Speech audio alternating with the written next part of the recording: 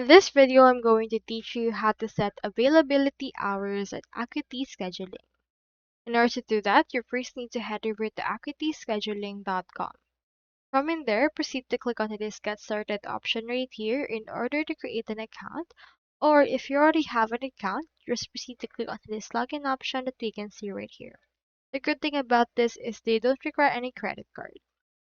Now here is my Acuity Scheduling. Now, in order to set your availability, you can navigate to the availability option that we can find right here into this part. Once you're in there, you can see your calendars option. So you just head over and click on the calendar that you wish to edit. You only have this one calendar right here. So for this case, you can input right here your hours for each day of the week, and you can also notify if this is a close date. For example, let's try to close every weekend. So let's remove this right here. And as you can see, it will be changed to closed.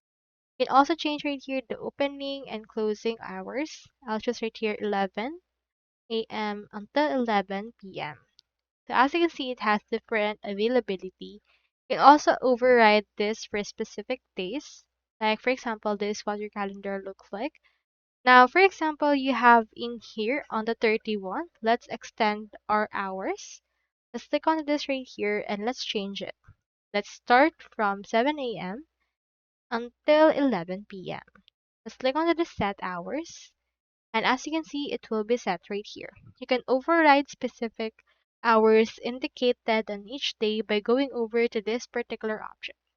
Once you're done, just click on the save regular hours right here in order to see the changes that you have made, and it will reflect right here into your actual calendar that you have right there. You can also set different hours for certain appointment types if you would want. So that's all there is today, and I hope this video helped you out.